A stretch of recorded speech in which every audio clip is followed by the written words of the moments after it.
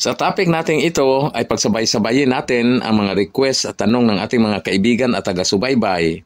Pero bago tayo magpatuloy, huwag niyong kalimutan pindutin ang subscribe button para lagi kayong updated.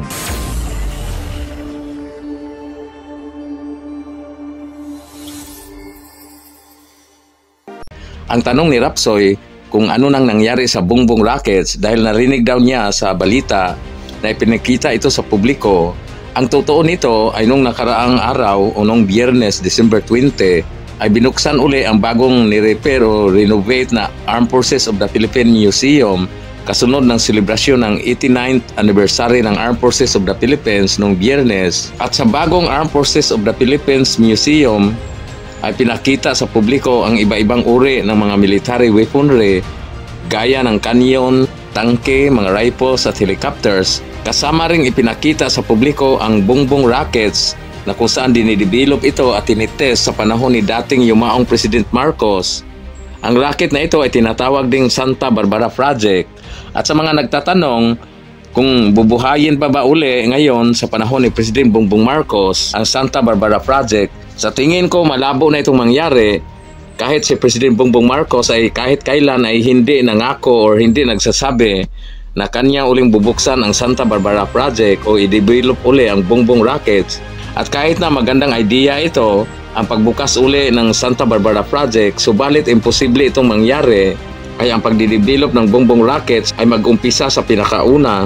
Nung una ay umaabot ito sa mahigit isang dekada noong 70s at 80s.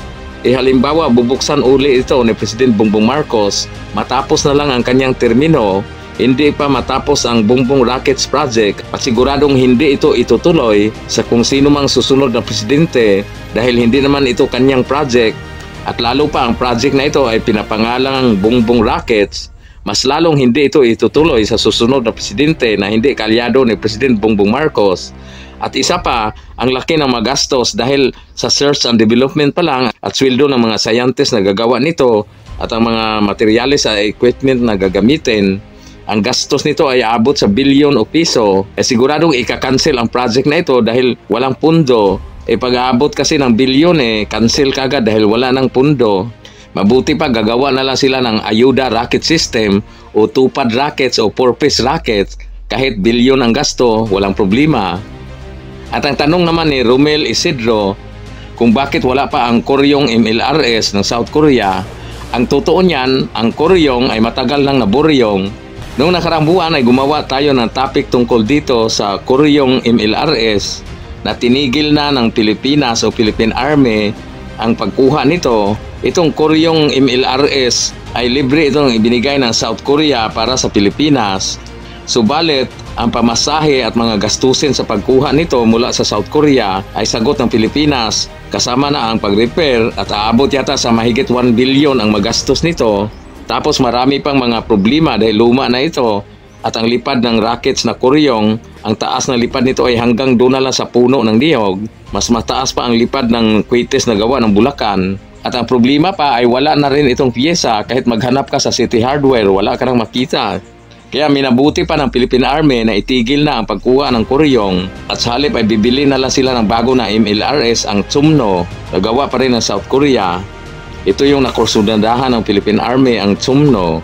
At ang tanong naman ni Sherwin Manangan na kung ang BRP Conrado Yap Corvette ba ay mayroon ba itong torpedoes. Ang BRP Conrado Yap na dating puhang class Corvette ng South Korean Navy, ito ay binigay sa Pilipinas noong 2019. Ang BRP Conrado Yap ay isang Corvette na ino-optimize para sa anti-submarine warfare mission. Kaya ang barko na ito, ang BRP Conrado Yap, ay pwedeng gamitin for anti-submarine mission.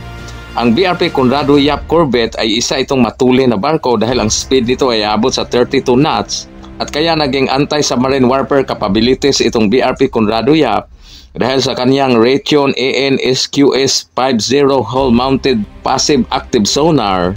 Ibig sabihin kaya na nito mag-detect at mag-track ng mga submarine.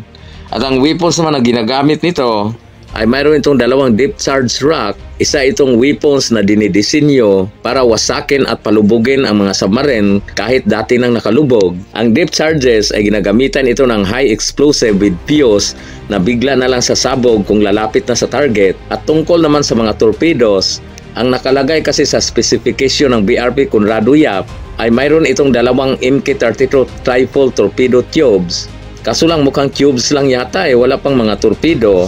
Kasi ang MK-32 torpedo tubes ay gawa ito ng US na pwede rin kakargahan ng K745 Blue Shark torpedoes na gawa rin ng South Korea or ang Mark 46 torpedo na gawa ng US. Noong ang BRP Conrado Yapa ay nagserbisyo pa sa South Korean Navy as Puhang class corvette, mayroon itong mga Mark 46 torpedo ng US at ito ang ginagamit sa MK2 torpedo tubes kasama na ang Blue Shark torpedoes na gawa rin ng South Korea.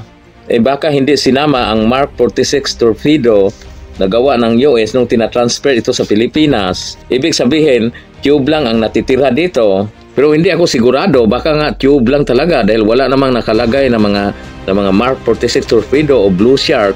Ang nakaganda pa sa Blue Shark torpedo ay sa itong lightweight anti-submarine torpedo na pwedeng ilalagay o i-deploy mula sa barko, sa mga anti-submarine warfare helicopters at mga maritime patrol aircraft. Pero itong BRP Conrado Yap, halimbawa wala itong torpedo tube lang, baka kalburo na lang ang ilalagay nito at baka hindi pa nabili ang mga torpedoes dahil wala ng pundo, dahil napunta na sa tupad at purpose.